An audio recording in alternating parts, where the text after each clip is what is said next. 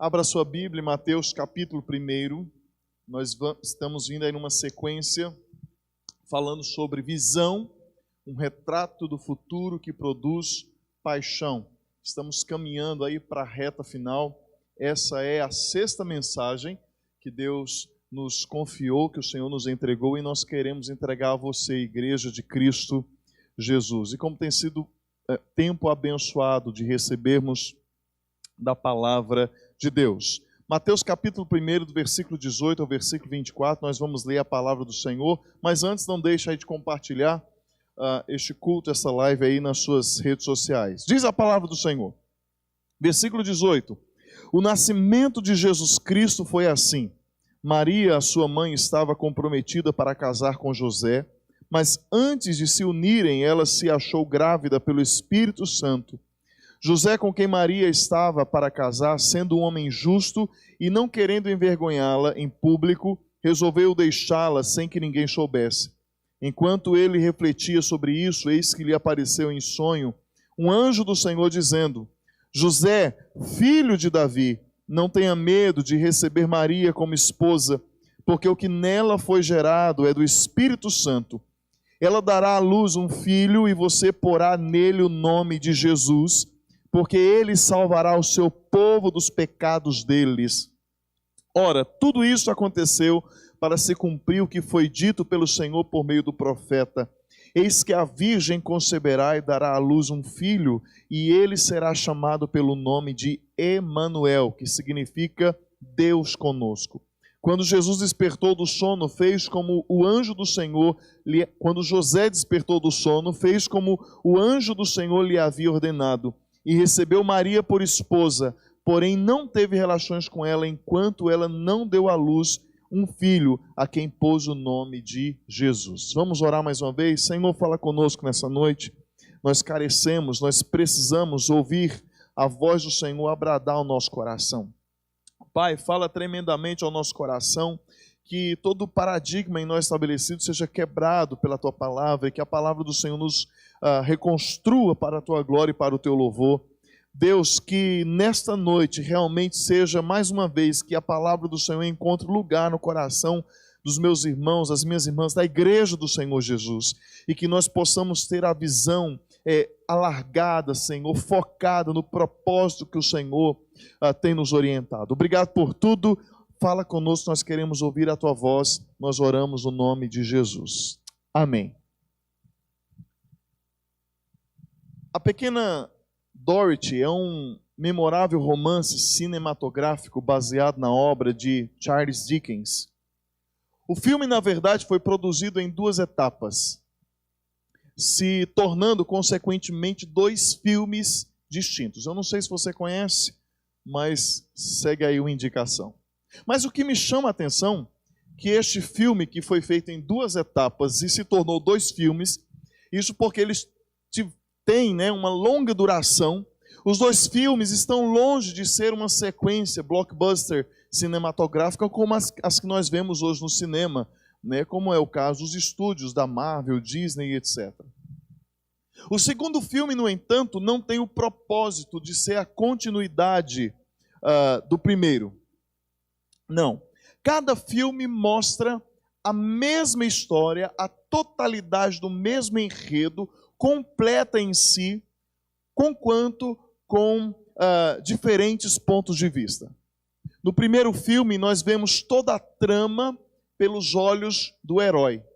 E no segundo filme, nós percebemos a história pelos olhos da heroína. Pouquíssimas cenas dos 2 filmes são idênticas, são semelhantes. Mas no segundo filme, nós entendemos muita coisa que não fica claro no primeiro, como se fosse uma resposta daquilo que o primeiro propõe. Como o filme é visto por 2 óticas distintas, e não apenas por uma, o filme duplo capacita o espectador a captar o senso de profundidade e perspectiva. E eu digo isso porque no nascimento de Jesus, nós podemos ver da mesma forma. Enquanto o Evangelho de Lucas nos conta a história do nascimento de Cristo pela perspectiva de Maria, Mateus, por sua vez, ele faz isso nos levando, nos conduzindo pelos olhos de José. Enquanto Lucas pinta o retrato de uma jovenzinha camponesa na região da Galileia, que se encontra grávida de forma súbita e sobrenatural, Mateus nos apresenta a imagem de um pacato carpinteiro que em sua sobriedade descobre que sua noiva está grávida e ele não é o pai. Pelo menos não na perspectiva humana. E olhando essa história de relance, nós podemos até pensar que isso é um escândalo. Podemos pensar, escandaloso isso, talvez. Isso porque desde o primeiro século, muitos olham com desconfiança para aquela que é não a maior história da humanidade, mas é a plena e verdadeira história da humanidade. Deus veio ao mundo por meio de uma criança e confiou ao jovem casal galileu a responsabilidade do cuidado até o tempo oportuno de sua revelação. Se você olhar para a virgem grávida, apenas para ela, sem conhecer nenhum contexto no entorno, você vai ficar estarrecido. Se você contemplar para aquele homem, que vai assumir a paternidade da criança, você vai ficar atordoado. Se você olhar para o menino Deus, deitado sobre uma manjedoura, muitas dúvidas, múltiplas dúvidas surgirão em você. Mas, ao olhar para a visão de Deus, a visão que Deus dá para o seu povo, você vai se alegrar, e eu vou usar uma palavra, nem sei se existe, vai se alegrar de forma incontidamente. Afinal, o céu entregou o seu bem mais precioso, e a terra se alegra, se rejubila, pois chegou o tempo de salvação. Mateus, citando o profeta Isaías, no capítulo 7, versículo 14, diz o seguinte: portanto o Senhor mesmo lhe dará um sinal, eis que a virgem conceberá e dará à luz um filho, e lhe chamará Emanuel. O povo que fora concebido em Abraão, que foi poderoso com Moisés, herdeiro com Josué, acolhido por Davi, exortado por Ezequiel, agora é salvo por meio de Cristo Jesus, nosso Senhor.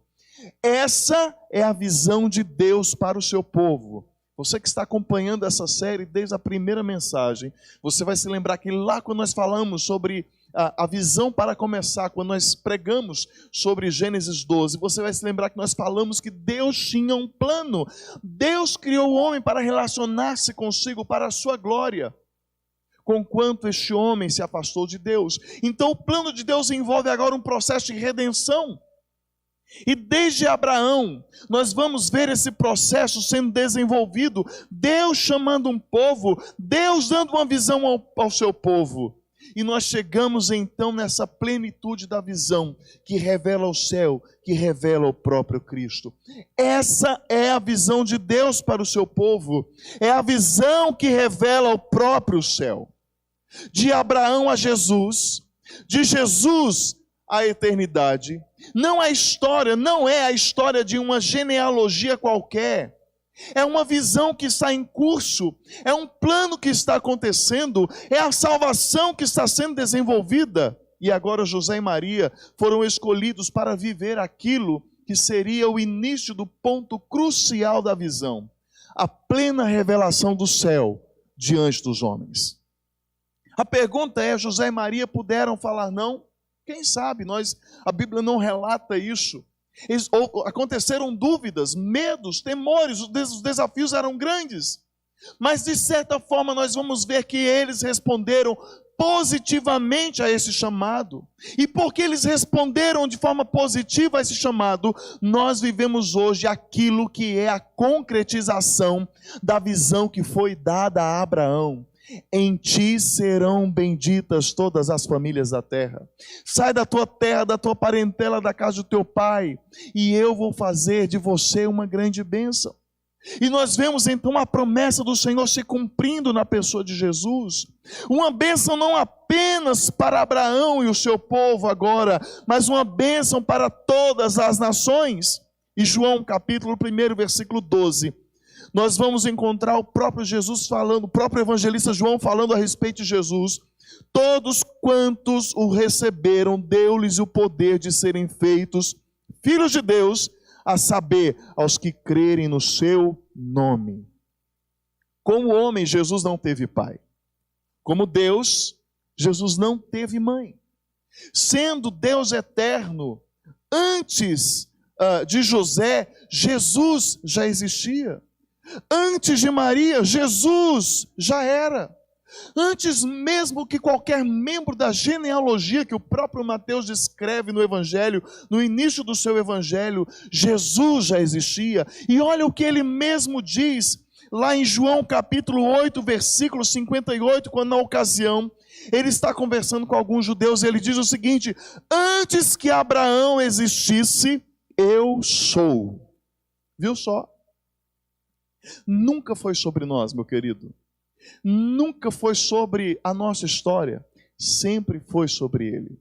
Nós fazemos parte, em algumas dessas mensagens nós falávamos que nós fazemos parte de uma totalidade, uma visão completa da qual nós somos apenas uma peça, mas que temos um significado exponencial para o coração do Senhor.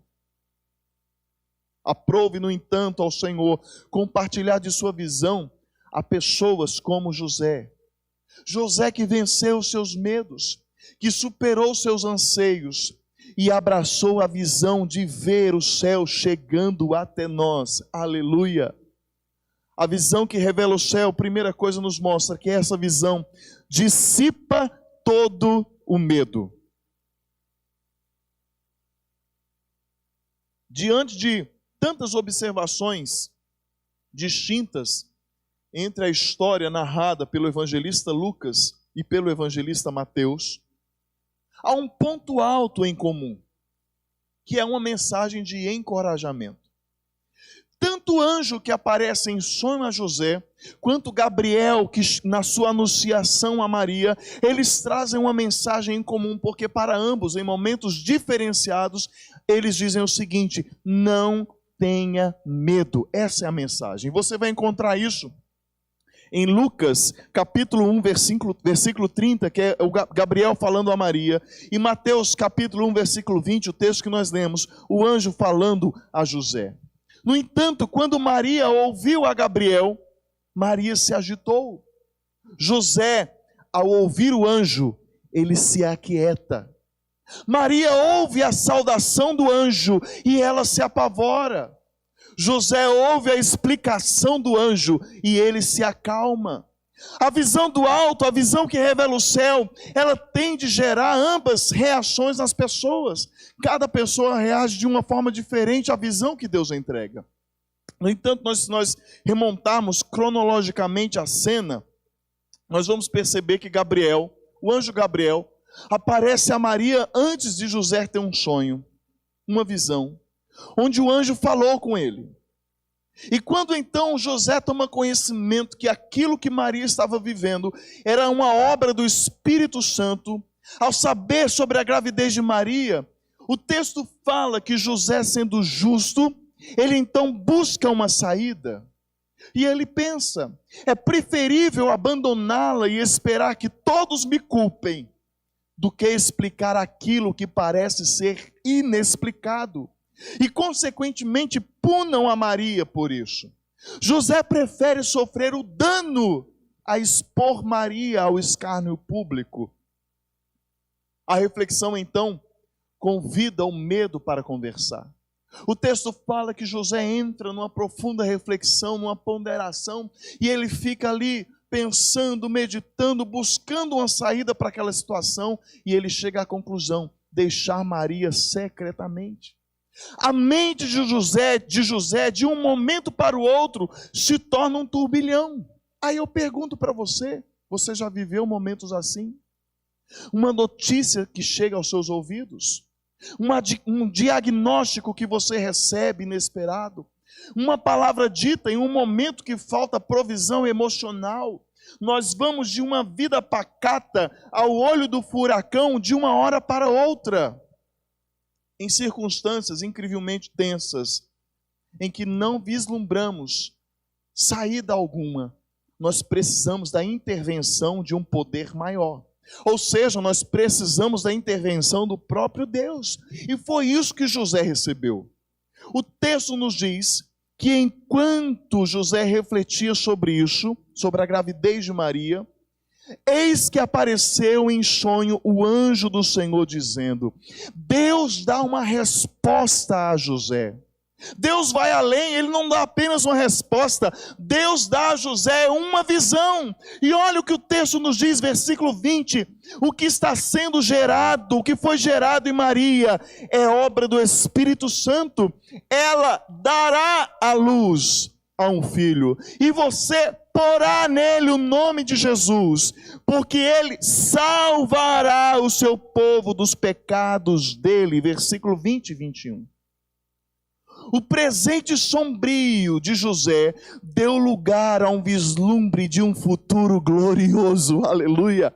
José naquele momento estava atormentado pelas questões que envolviam a sua cultura, pelo medo que envolvia a sua vida, pelas consequências que tudo aquilo poderia gerar na vida dele e na vida de Maria. No entanto, o Senhor dá a José uma visão. O Espírito Santo está trabalhando. Você foi convocado para fazer parte desse processo, e não temas, porque isso demonstra um futuro glorioso. Ele trará salvação. Ela dará luz, você porá o nome de Jesus, e ele salvará o seu povo. Irmãos, não existe medo forte o suficiente para resistir uma proclamação dessas. Anote o que eu quero falar para você neste momento. Apoie-se em sua própria visão, e os seus pensamentos lhe sabotará. Apoie-se na visão que Deus dá, e a sua fé te levantará, aleluia. José estava naquele momento, no presente dele, ele estava apoiando a sua vida na própria visão. Com quantos pensamentos estavam corroendo, estavam minando as estruturas de José. No entanto, quando Deus dá uma visão a respeito daquilo que ele estava fazendo, a fé de José levanta ele. Porque a visão que revela o céu, ela dissipa todo o medo. Como José, irmãos, somos desafiados constantemente, diariamente, ver além daquilo que os nossos olhos podem ver. Onde muitos viram uma situação embaraçosa, José viu uma promessa tomando forma. A visão que revela o céu dissipa o medo do coração.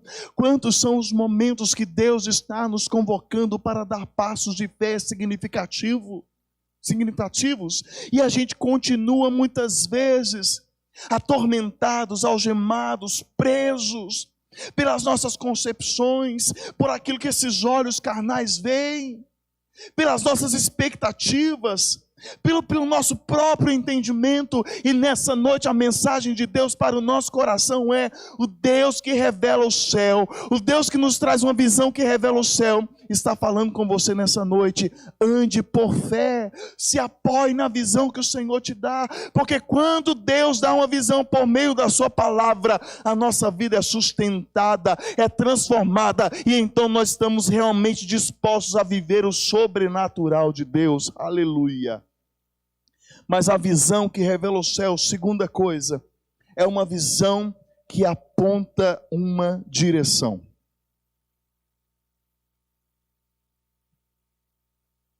Ao chamar José de filho de Davi, se bem que esse está lá no versículo 20, né? O anjo não tem a intenção apenas de resgatar a gênese de José. Se bem que esse fato é um fato interessante, uma vez que o evangelista Mateus é um judeu comprometido com sua tradição, e ele conta a história por uma perspectiva cultural que lhe é peculiar. Mas também fica muito claro que o anjo está apontando para um plano eterno que está em pleno desenvolvimento ao longo das eras. Se por um lado, ao chamar José de filho de Davi, o anjo está posicionando José, o fato de que ele deveria outorgar ao filho de Maria a linhagem real de Davi, uma vez que José era descendente legítimo de Davi. Por outro, há uma amarração com a visão que Deus entregou ao seu povo. e a promessa que se perpetuaria por toda a eternidade. Da linhagem de Davi, o rei foi escolhido. O rei escolhido, viria então o Messias, o Salvador prometido. José, como pai legal do menino, ele recebe o direito, ou melhor, o comissionamento de dar o nome àquela criança. E qual o nome? Jesus. Interessante que o nome de Jesus, o nome que José daria ao menino, descreve a missão do próprio Cristo. Fala sobre o seu legado eterno, sobre a sua posição no reino. É a conclusão da visão de Deus para o seu povo e, consequentemente, para o mundo. Nas palavras do apóstolo Paulo, Filipenses capítulo 2, versículo 9 ao versículo 11, a palavra do Senhor nos diz que Deus o exaltou sobremaneira e lhe deu o nome que está acima de todo nome, para que ao nome de Jesus se dobre todo o joelho nos céus, na terra e debaixo da terra, e toda língua confesse que Jesus Cristo é o Senhor, para a glória de Deus Pai. Ah, que nome precioso, que nome sublime é o nome de Jesus. Sim, irmãos, José dá um nome à criança, mas não é um nome qualquer que José escolhe, não. É o nome que o próprio Deus entrega para José e fala: coloca o nome do menino de Jesus. O nome Jesus é a forma grega do nome Josué. Lembra-se que nós falamos aqui sobre a visão que nos faz tomar posse da promessa? Lembra que nós falamos sobre Josué que entra na terra prometida? Então, Jesus é a forma grega do nome Josué.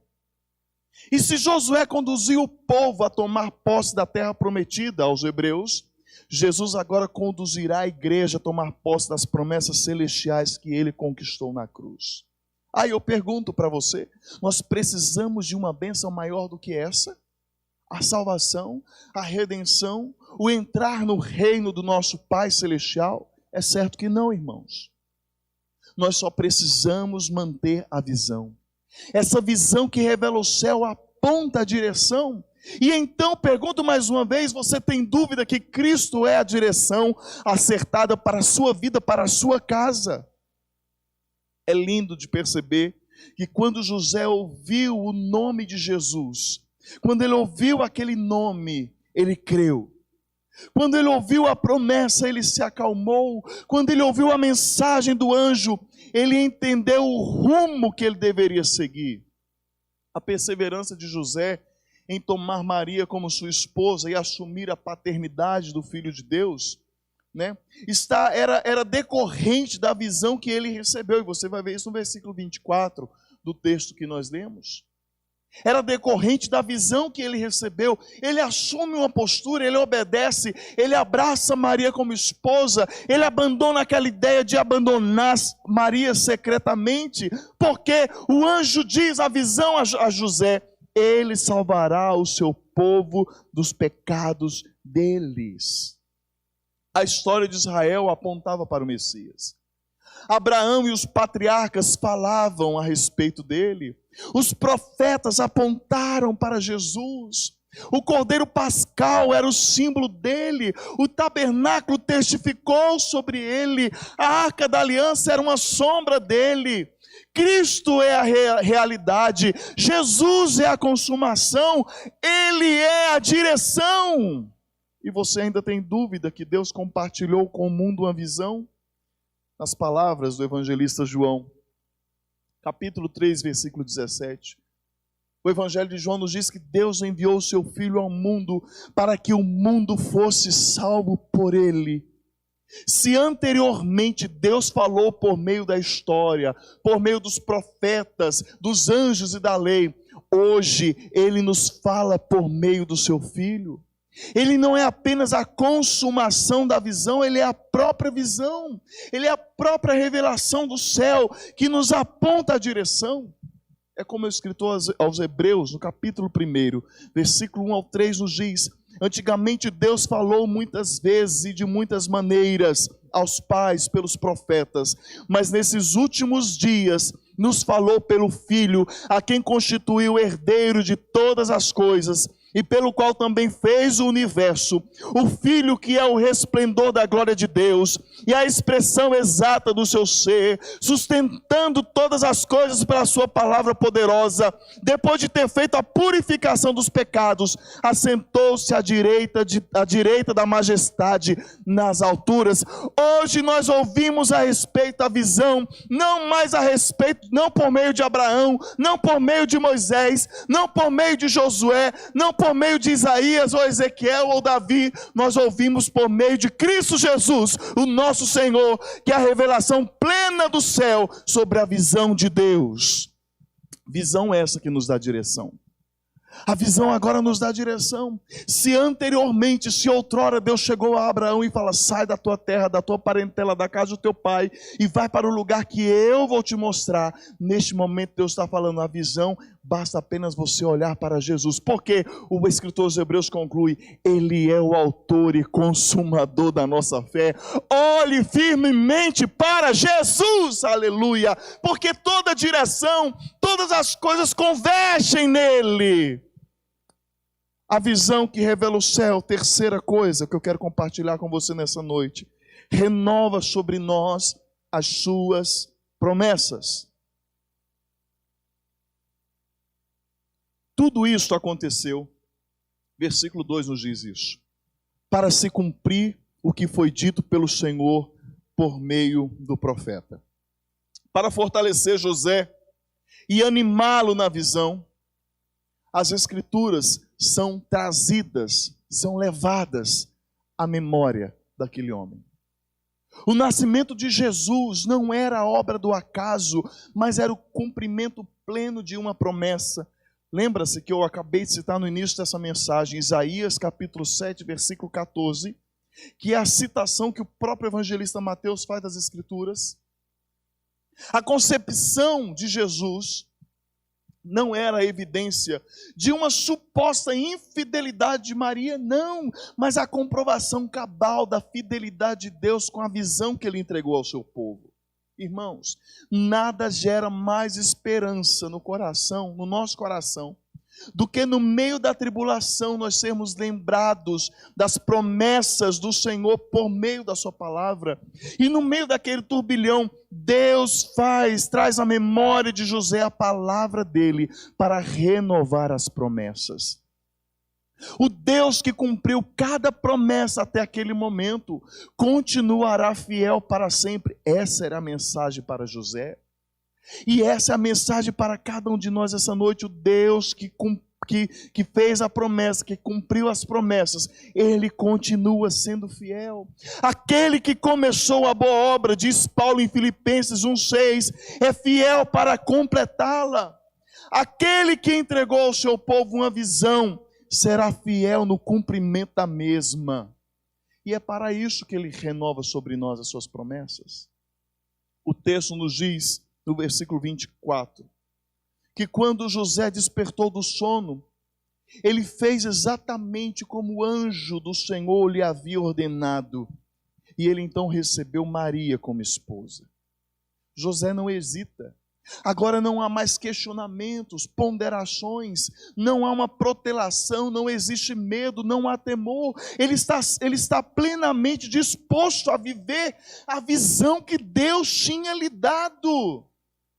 Se Ele prometeu um Salvador e Ele deu, Ele consumará a salvação. Glória a Deus! E no coração de José ficou aquele sentimento de que vai valer a pena. Quando José ouviu Emanuel, ele não pestanejou. Deus conosco. Não um profeta da parte de Deus, mas o próprio Deus. Ele é Deus da mesma substância, Deus de Deus, luz de luz, coigual, coeterno, consubstancial com o Pai, o Cordeiro substitutivo de Isaac, a glória manifestada na sarça do deserto, o fio escarlate que guardou a casa de Raabe, a inspiração nos salmos de Davi, o triplamente santo descrito na visão de Isaías, o quarto homem da fornalha, a aparição no caminho do sanguinário Paulo, o sustentador e dono da igreja em Atos, o mesmo que João viu em Pátimos, está lá no capítulo 1 de Apocalipse, versículo 13 a 18, e olha o que João viu.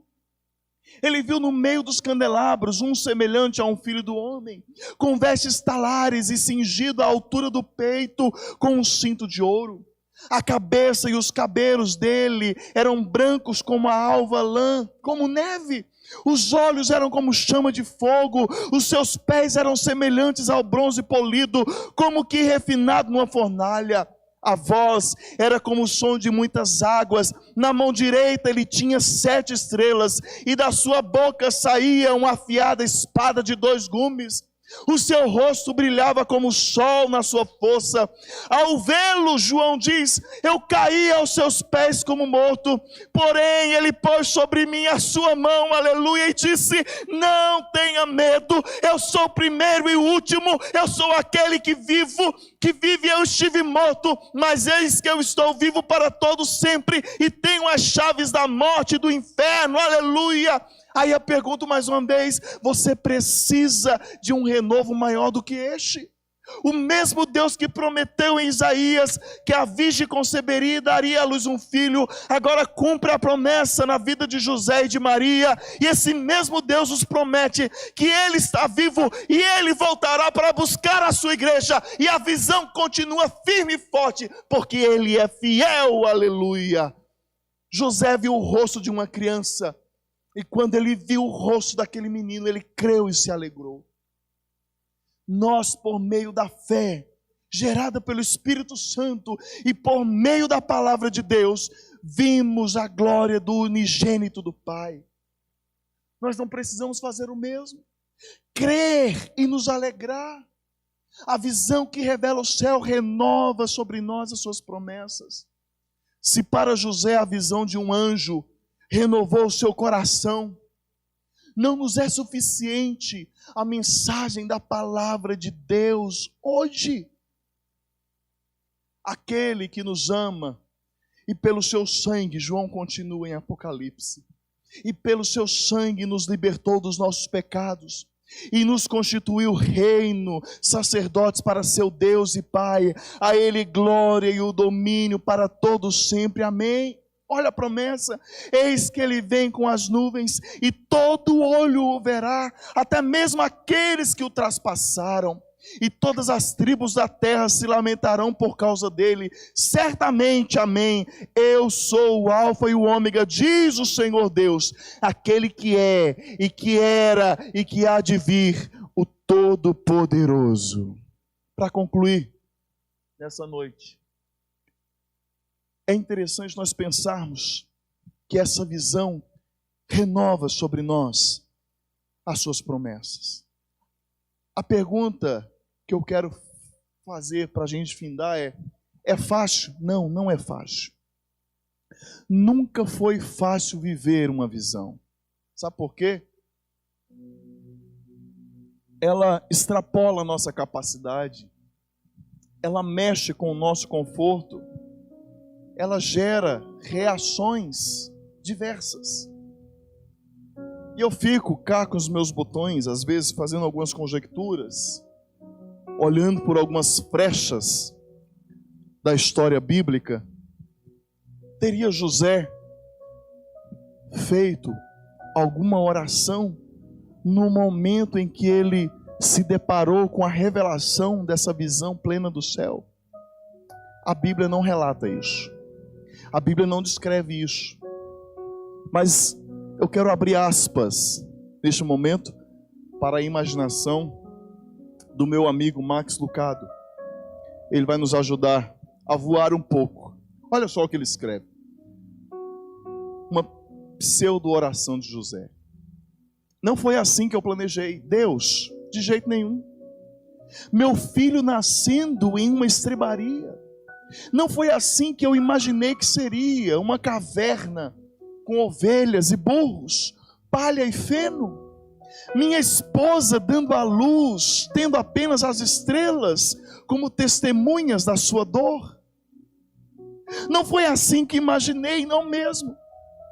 Eu queria a família reunida, queria os avós aqui, os vizinhos se amontoando do lado de fora da casa, os amigos do meu lado. Eu queria o som do primeiro choro do bebê enchendo toda a casa, e não uma estrebaria. Tapinha nas costas, risos, júbilo. Deus, eu sempre pensei que seria assim. A parteira colocaria meu filho em meus braços e todo mundo aplaudiria. Maria poderia descansar, depois nós celebraríamos.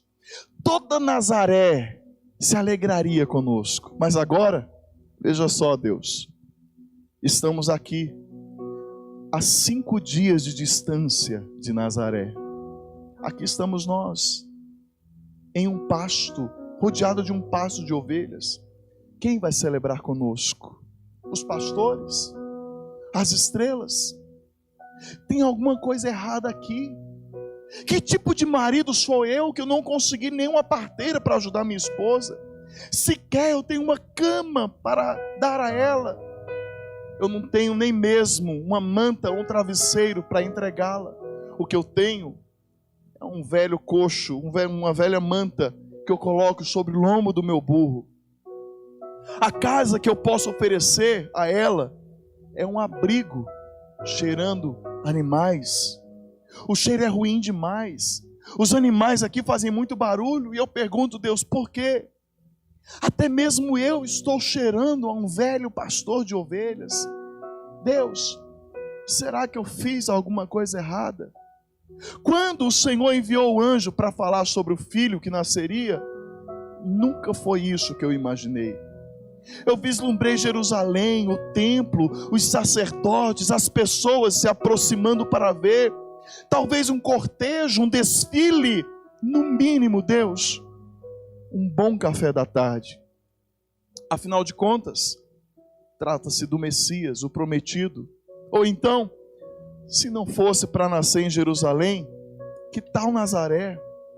Será que não seria melhor para o bebê nascer lá? Pelo menos lá eu tenho a minha casa, os meus negócios.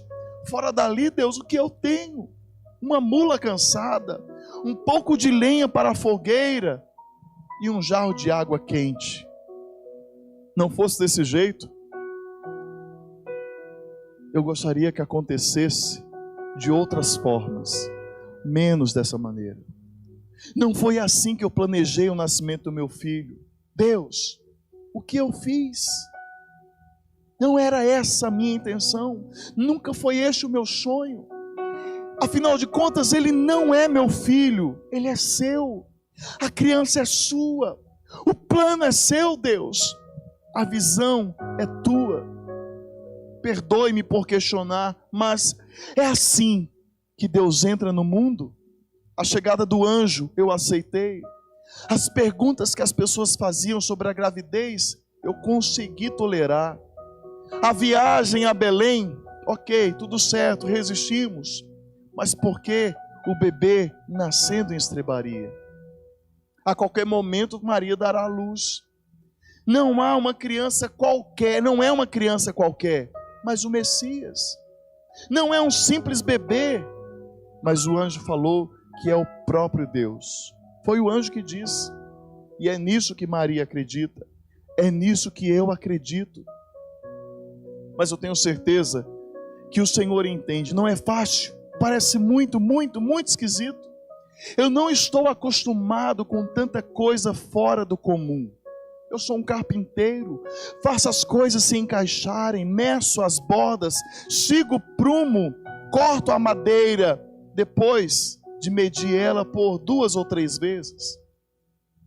Gente que monta as coisas não está acostumada a lidar com surpresas.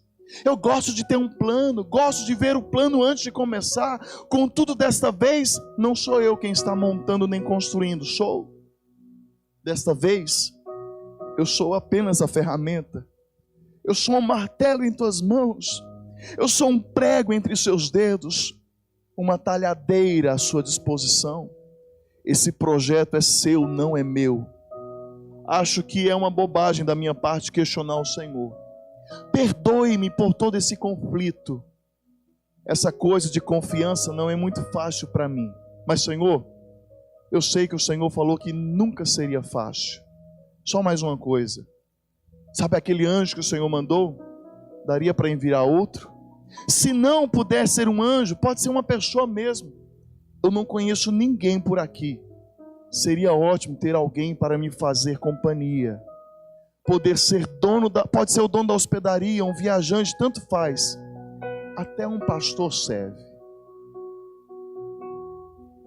Teria José feito uma oração assim? Nós não sabemos. O que sabemos é que Deus deu a ele uma visão. E mesmo em meio aos percalços, ele viveu profundamente essa visão. Ele se deu a essa visão. É o mesmo que Deus faz com cada um de nós hoje. Ele não apenas nos deu uma visão, mas Ele se entregou na visão. Se ainda há dúvidas sobre você fazer parte dela, deixe que o céu lhe revele. Lembre-se da mensagem que José recebeu, a mensagem que foi entregue a José no momento que ele estava em angústia. Ele salvará o seu povo dos pecados deles. Sim, irmãos, seus pecados estão perdoados. O seu nome está escrito no livro da vida. A morte foi finalmente vencida. E Deus te deu uma visão. Ele entrou em seu mundo. Ele te garantiu a vida eterna. Devemos, portanto, manter a visão. Não olhe apenas para o céu. Olhe para você. Afinal, Cristo em nós é a esperança da glória. A vida está em curso. Vamos juntos?